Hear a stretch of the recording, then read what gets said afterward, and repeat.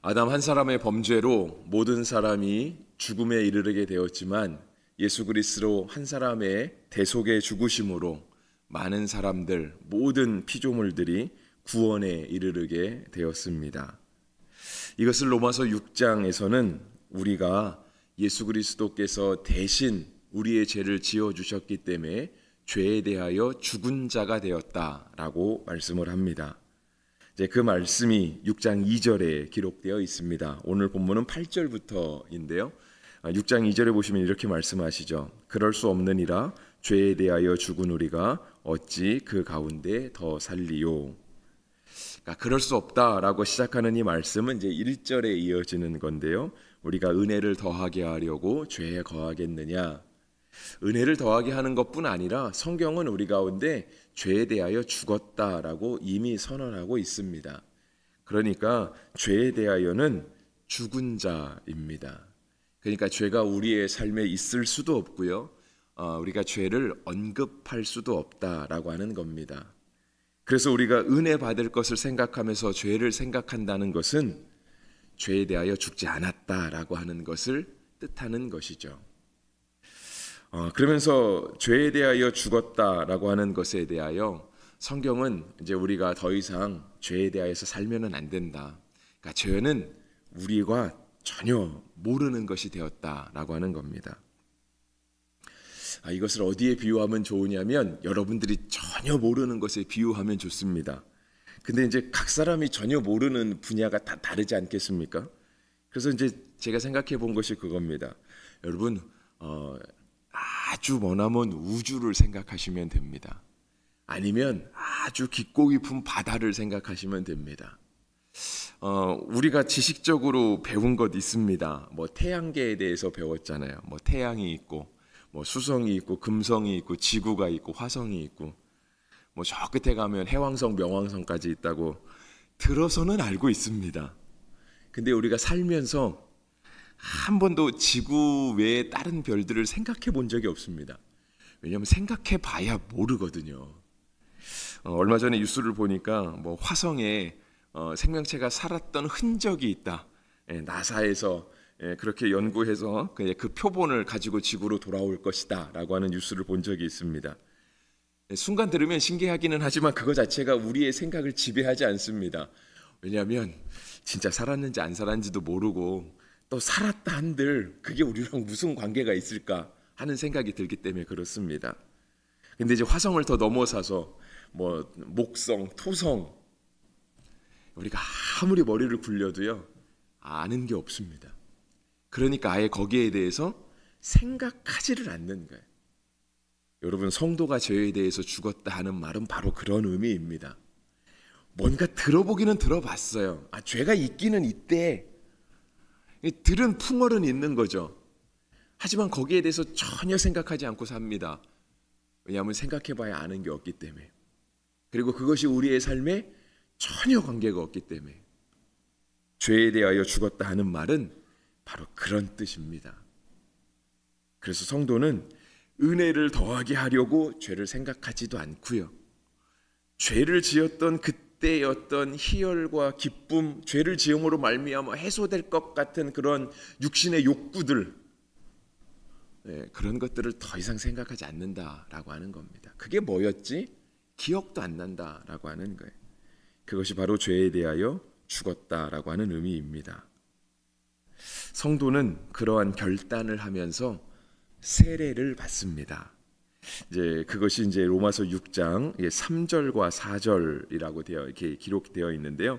이제 2절에 그랬죠. 죄에 대하여 죽은 우리가 어찌 더 그 가운데 살리오라고 하면서 무릇 그리스도 예수와 합하여 세례를 받은 우리는 그의 죽으심과 합하여 세례를 받은 줄 알지 못하느냐. 그러므로 우리가 그의 죽으심과 합하여 세례를 받음으로 그와 함께 장사되었나니 이는 아버지의 영광으로 말미암아 그리스도를 죽은 자 가운데서 살리심과 같이 우리로 또한 새 생명 가운데서 행하게 하려 함이라. 그러니까 세례의 의미는 뭐냐면 죄에 대하여 죽었다라고 하는 거죠. 그리고 그리스도와 함께 죽고 그리스도와 함께 살아난다라고 하는 의미예요. 그러니까 그것을 바로 세례라고 했어요. 3절에 그랬잖아요. 무릇 그리스도 예수와 합하여 세례를 받은 우리는 그의 죽으심과 합하여 세례를 받은 줄 알지 못하느냐. 죄에 대하여 죽는 것, 예수님이 우리의 죄를 대신해 죽으신 것, 그것에 대한 어떤 증거, 결단, 어떤 우리의 삶에 있는 하나의 표징, 그런 걸로 세례를 받았다라고 하는 거예요. 근데 그렇게 세례를 받았다라고 한다면 우리가 더 이상 죄 가운데 살 수 없고요. 4절 끝에 있는 것처럼 새 생명 가운데서 행하게 하려 함이라 라고 되어 있습니다.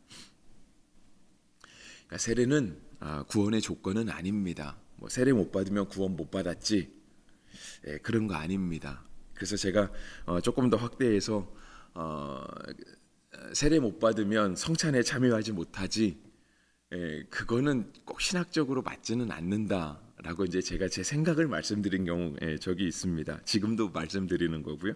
그렇다고 해서 제가 교단이 정한 법을 정면으로 어기고자 하는 것은 아닙니다. 교단법이 바뀌지 않는 한 세례를 받지 않으신 분은 성찬에 참여하지 않는 것이 맞습니다.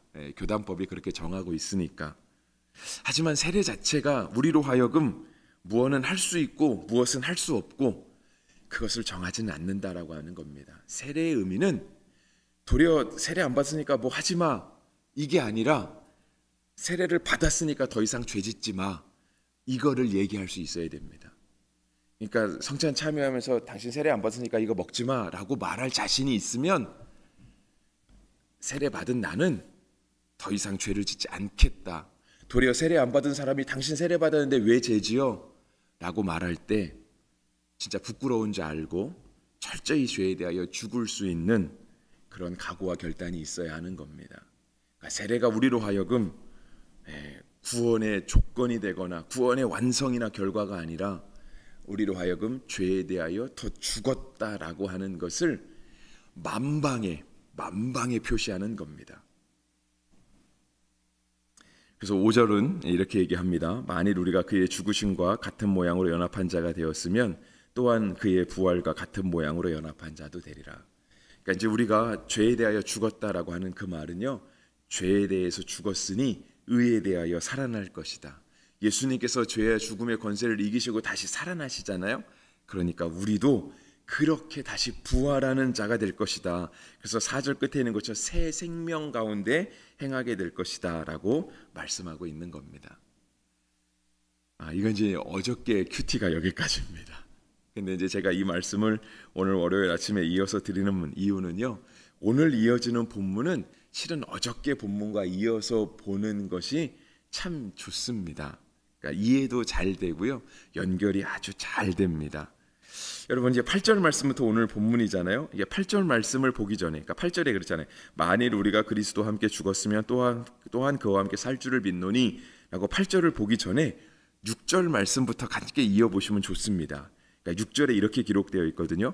우리가 알거니와 우리의 옛사람이 예수와 함께 십자가에 못 박힌 것은 죄의 몸이 죽어 다시는 우리가 죄에게 종노릇하지 아니하려 함이니. 8절, 만일 우리가 그리스도와 함께 죽었으면 또한 그와 함께 살 줄을 믿노니 이는 그리스도께서 죽은 자 가운데서 살아나셨음에 다시 죽지 아니하시고 사망이 다시 그를 주장하지 못할 줄 알미로라 했습니다.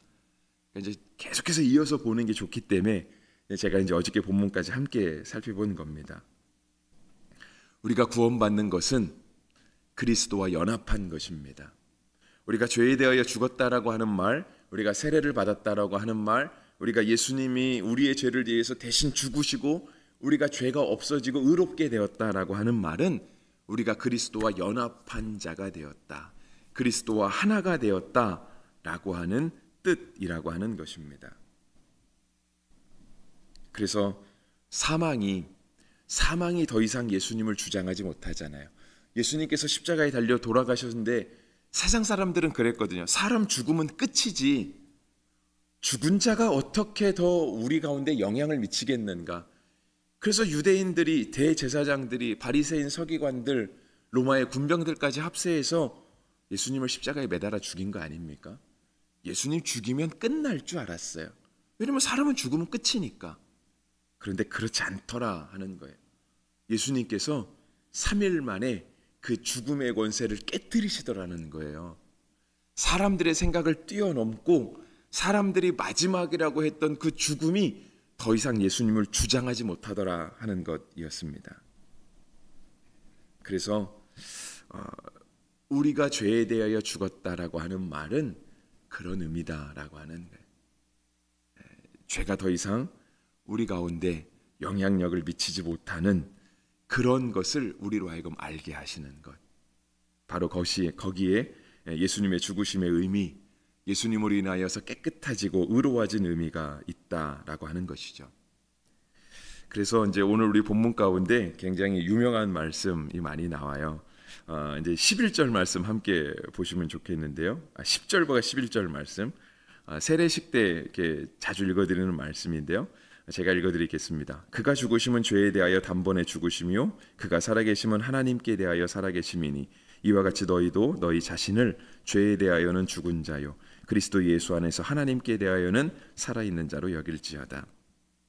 우리에게 말씀하시는 거예요. 우리가 우리 자신을 어떻게 바라볼 것인가, 성도가 성도를 어떻게 바라보고 교회가 교회를 어떻게 바라볼 것인가. 죄에 대하여는 죽은 자요 그리스도 예수 안에서 하나님께 대하여는 살아있는 자로 여기는 것. 그것이 성도의 정체성이죠. 성도가 서로를 바라보고 교회가 교회를 바라보고 그렇게 바라보는 겁니다. 내가 성도라면 내가 나 자신을 그렇게 바라보는 겁니다. 나는 죄에 대해서 죽었어. 나는 하나님께 대하여 살아있는 자야 라고 여기는 겁니다. 그러면서 로마서에서 유명한 말씀 중에 하나, 우리가 자주 언급하는 말씀 중에 하나가 이제 13절과 14절입니다. 특히 이제 13절만 보셔도 되는데요. 또한 너희 지체를 불의의 무기로 죄에게 내주지 말고 오직 너희 자신을 죽은 자 가운데서 다시 살아난 자 같이 하나님께 드리며 너희 지체를 의의 무기로 하나님께 드리라. 옛날에는 이제 병기라고 표현을 했죠. 그래서 죄의 병기, 의의 병기 뭐 이렇게 표현을 했습니다. 개역 한글판 성경에 무슨 말로 표현을 하든 괜찮습니다. 성경이 우리에게 말씀하시려는 그거예요. 성도는 죄에 대하여 죽고 하나님께 대하여 살았으니 더 이상 우리가 우리 자신을 죄의 병기, 죄의 무기로 내어드리지 말라는, 우리가 죄의 도구가 돼서 사탄에게 쓰임 받지 말고 우리가 의의 도구가 되어서, 의의 병기가 되어서 성령님의 쓰심의 도구가 되어라 하는 겁니다. 나 때문에 많은 사람들이 구원받고 예수님을 알게 돼야지, 나 때문에 그리스도인도 똑같더라, 결국 저들도 우리랑 별반 다를 게 없더라 라고 하는 것으로 쓰임 받으면 안 된다라고 하는 것이죠. 그러니까 그것이 우리에게 이렇게 마치 숙제처럼 이렇게 주어진다기보다는요, 그러니까 이거 안 하면 천국 못 가, 이거 안 하면 좋은 그리스도인이 아니야, 이거 안 하면 너 믿음 없는 사람이야 라고 그렇게 평가할 만한 기준이 아니라, 로마서가 말씀하시는 건 그거예요. 우리 자신을 한번 생각해보자. 너 자신을 생각해봐라.